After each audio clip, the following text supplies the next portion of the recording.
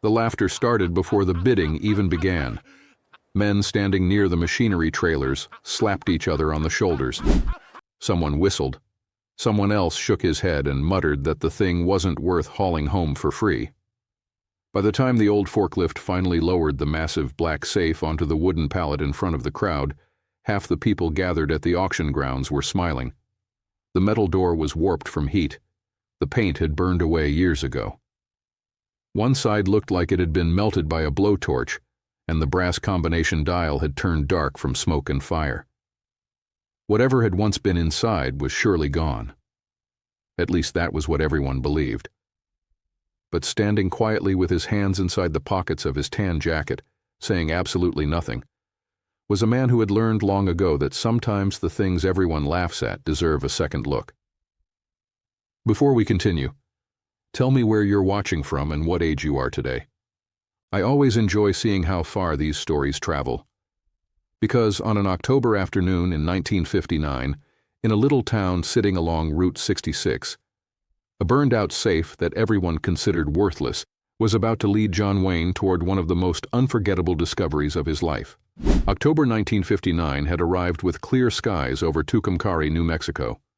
The famous Route 66 highway stretched through town carrying travelers, truckers, and dreamers from one side of America to the other.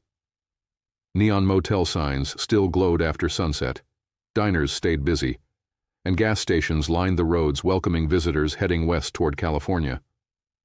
But tucked away near the edge of town stood the charred remains of the Desert Star Hotel. For nearly 30 years it had served families, salesmen, and tourists crossing the country. Its owner, Samuel Parker, had spent his life building the place with his own hands. People remembered him as a World War II veteran who always kept coffee free for servicemen and never turned away stranded travelers who couldn't pay. But 6 months earlier, disaster had struck. A fire that began in the kitchen spread faster than anyone could stop it. By dawn, the hotel had become a black skeleton of smoke and broken beams. Samuel Parker had already been fighting cancer and never fully recovered from the heartbreak of losing the place he loved. 3 months later, he passed away.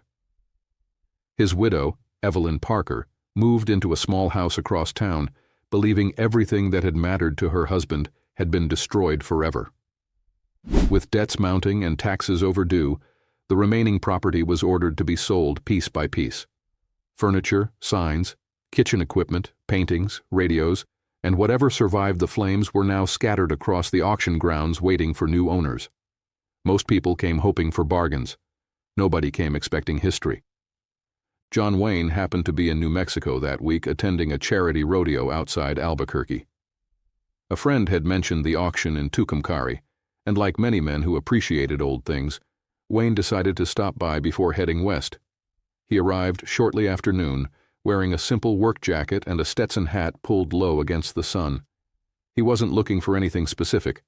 Sometimes he bought old saddles, sometimes antique spurs, sometimes nothing at all. Mostly he enjoyed talking to people. He walked slowly through rows of farm equipment and broken furniture while listening to the auctioneer entertain the crowd. Clyde Benson had been running auctions for nearly 20 years and knew how to keep people laughing. A big man with a booming voice, he joked constantly and made every item sound more valuable than it really was. By mid-afternoon, several dozen locals had gathered around the final lots of the day.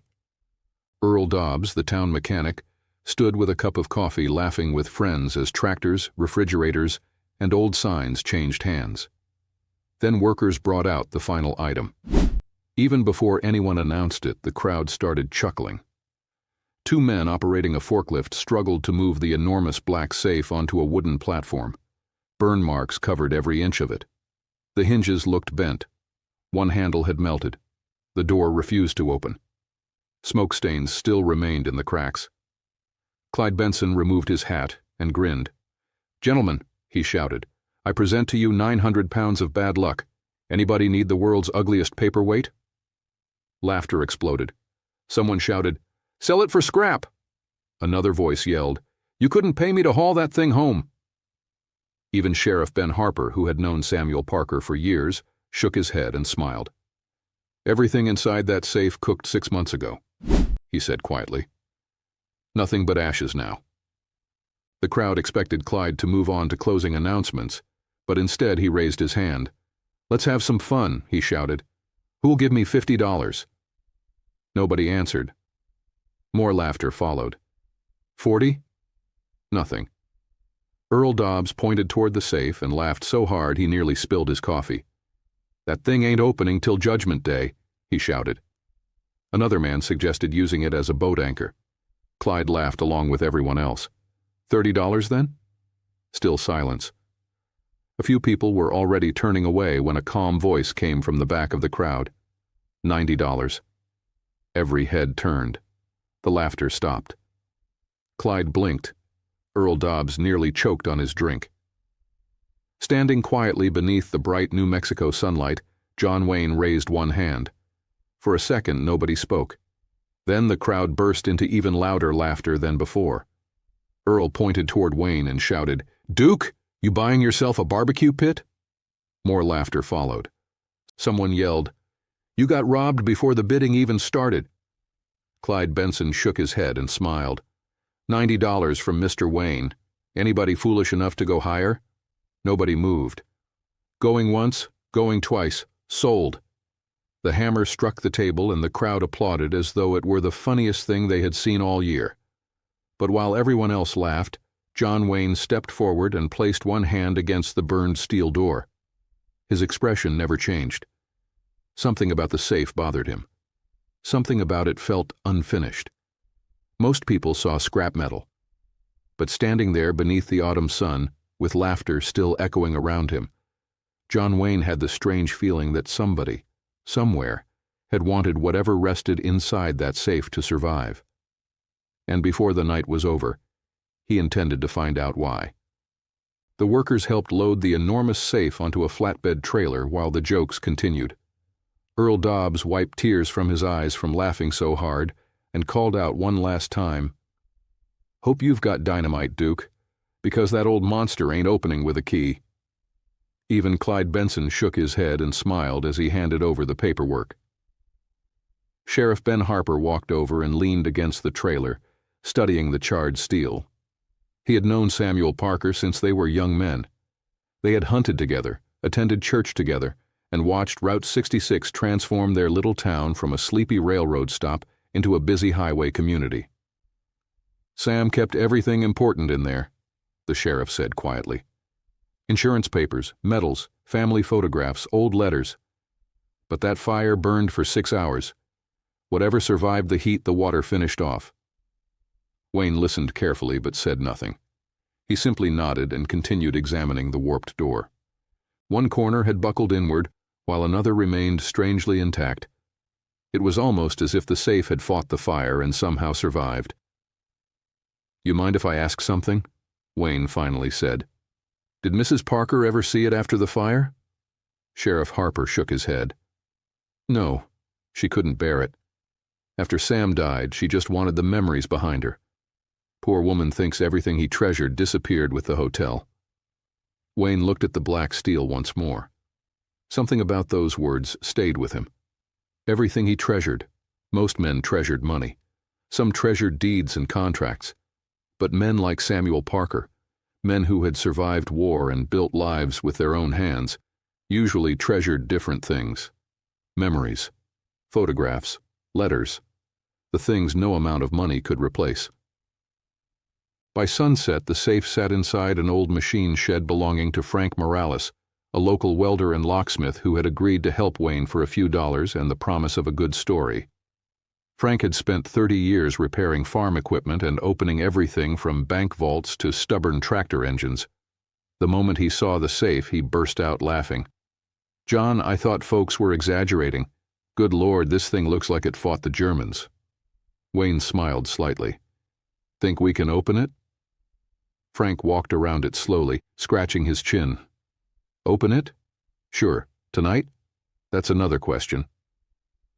Together they rolled the safe beneath bright workshop lights.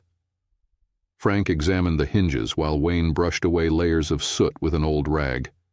The heat damage looked terrible. One side appeared twisted. The dial was completely ruined. The handles barely moved. Frank whistled softly. Whoever built this thing knew what they were doing. Even fire had trouble killing it. Outside, darkness settled across Tucumcari. Cars along Route 66 continued rolling west beneath the neon motel signs, while inside the workshop, sparks began flying. Frank used cutting torches carefully, trying not to damage whatever might still remain inside. Hour after hour passed. Metal screamed, smoke filled the air, sweat soaked both men's shirts. More than once Frank wanted to quit. "Nothing survived this, John," he said around 10 o'clock. "We'll probably find a pile of ashes and some melted screws." But Wayne simply handed him another tool. "Then let's find the ashes." Near midnight, after nearly 4 hours of work, something changed.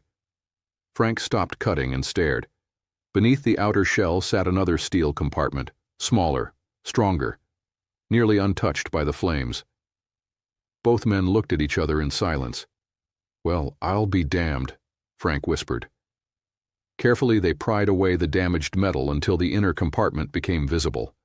This time the handle moved. Slowly, stubbornly, but it moved. Frank held his breath. Wayne stood beside him without saying a word. Neither man knew what waited inside. Money, jewelry, nothing. Finally, with one long groan, the door swung open. For several seconds neither man moved. Then Frank removed his gloves and simply stared. There were no stacks of cash, no gold bars, no hidden fortune. Instead, resting neatly inside, protected from 6 hours of flames and thousands of gallons of water, sat several boxes, a folded American flag, dozens of photographs, a Purple Heart medal, a bronze star, and bundles of letters tied carefully together with faded blue ribbon. But what caught John Wayne's attention wasn't any of those things. Resting on top of everything else was a simple white envelope. Across the front, written carefully in old-fashioned handwriting, were only 2 words: "To Evelyn." For a long moment, neither man spoke. Frank removed his hat. Wayne slowly reached into the compartment and picked up the envelope with both hands. The paper had yellowed with age, but somehow it had survived. And in that instant, standing inside a machine shed after midnight, John Wayne realized he hadn't spent $90 on a burned safe. He had spent $90 rescuing a goodbye. Frank Morales stood frozen beside the workbench while John Wayne carefully held the envelope beneath the yellow workshop light. Neither man spoke for several seconds. Outside, the quiet sounds of Route 66 drifted through the open garage door as trucks rolled west toward California, and neon motel signs flickered in the distance. The envelope looked fragile, but somehow it had survived. Wayne turned it over gently and saw Samuel Parker's handwriting again. It wasn't addressed to lawyers or bankers. It wasn't marked insurance or property. It simply said, "To Evelyn." Frank slowly removed his glasses. "John," he said quietly, "that old man knew he was dying, didn't he?" Wayne nodded. Sheriff Ben Harper had mentioned Samuel's cancer earlier that afternoon. Suddenly everything made sense. This wasn't a businessman protecting money. This was a husband protecting memories. Carefully, Wayne opened the envelope. Inside rested several handwritten pages. He began reading silently. After only a few lines, he stopped and swallowed hard. Frank noticed the change immediately. "What is it?" Wayne looked down again before speaking softly. "It's a goodbye." The first line read, "My dearest Evelyn, if you're reading this, then I didn't get the chance to say all the things I wanted to say." Samuel had written about meeting her in 1923 at a church picnic. He wrote about the day they bought the land where the Desert Star Hotel would eventually stand. He remembered nights when money was short and they shared one hamburger because neither would admit being hungry. He talked about World War II and how her letters had brought him home when nothing else could. And then, near the end, the old man had written words that brought tears to John Wayne's eyes. "If the hotel burns, if the money disappears, if the world forgets my name, none of it matters. Everything valuable I ever owned was you. Thank you for giving me a life worth remembering."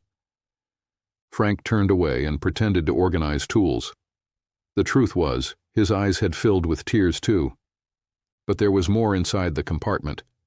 Wayne carefully lifted out boxes containing hundreds of photographs dating back 30 years, tourists standing beside their cars, newly married couples, families with children, soldiers in uniform, Christmas parties inside the hotel dining room. There were postcards signed by travelers from nearly every state. There was Samuel's Purple Heart and Bronze Star from World War II. There were old ledgers, guest books filled with names and stories, and finally wrapped inside cloth, the original deed to the Desert Star Hotel itself. By 1 in the morning, both men sat quietly surrounded by pieces of another man's life. Frank shook his head in disbelief. "Everybody thought it was gone," he whispered. Wayne stared down at the photographs. "No," he answered softly. "Everybody thought the important things were gone." Sleep became impossible. At sunrise, John Wayne drove to Sheriff Ben Harper's office carrying the envelope and one small box. The old sheriff nearly dropped his coffee when he saw the contents. For several moments he simply stared at Samuel Parker's medals. "Sweet Lord," he whispered. "Evelyn thinks all of this burned." Wayne nodded. "Where is she?" Ben removed his hat slowly. "Small house near the railroad tracks. Doesn't see many people anymore. Since Sam died, she mostly keeps to herself." Wayne stood immediately. "Let's go." The little house stood quietly beneath cottonwood trees on the edge of town. Evelyn Parker sat alone on her porch, wrapped in a sweater despite the warm morning. At 68, grief had aged her far beyond her years. She smiled politely when Sheriff Harper stepped from the car, but confusion crossed her face when she recognized John Wayne beside him. Before she could speak, Wayne removed his hat and sat beside her. For several moments, nobody said anything. Then he handed her the envelope. "Mrs. Parker," he said quietly, "I think your husband wanted you to have this." She frowned as her eyes focused on the handwriting. Suddenly, her hand began trembling. Tears formed instantly. "Sam," she whispered. The world around her seemed to disappear. She opened the first page and read silently. Within seconds, she broke down completely. Sheriff Harper turned away. John Wayne looked toward the yard and gave her privacy. For nearly 10 minutes, she read through tears. Sometimes she laughed softly. Sometimes she cried. Finally, she reached the last page and pressed the letter against her chest. "He wrote this for me," she whispered. "He knew." Wayne nodded. Then he opened the wooden box. One by one, he placed Samuel's medals, photographs, and the old guest book on the porch table. Evelyn covered her mouth and began crying again. "I thought they were gone," she sobbed. "I thought I lost him all over again." Wayne smiled gently. "Looks like he had other plans." News spread through Tucumcari faster than anyone expected. By evening, people who had laughed at the auction gathered quietly outside Evelyn's house. Earl Dobbs stood near the back, feeling ashamed. Clyde Benson removed his hat and apologized for joking about the safe. Even Frank Morales couldn't stop talking about what they had found. A week later, the town held a small gathering beside the ruins of the Desert Star Hotel. Former guests arrived carrying stories and photographs. Travelers passing through Route 66 stopped to listen. Sheriff Harper unveiled a display case containing Samuel Parker's medals and the famous guest book. Above it hung a simple plaque. It didn't mention the safe. It didn't mention $90. It simply read, "The memories of Samuel Parker, saved by a man who refused to laugh." Years later, visitors traveling Route 66 would stop in Tucumcari and ask about the little museum built where the Desert Star Hotel once stood. And the people there would smile and tell them about the day everybody laughed at an old burned safe and how John Wayne opened it and discovered that sometimes the most valuable treasures aren't gold or money. Sometimes they're words that should have been spoken, memories that deserve to survive, and a love story that even fire couldn't destroy. If this story touched your heart, type "Memories Never Burn" in the comments along with your location, and don't forget to subscribe for more unforgettable John Wayne stories.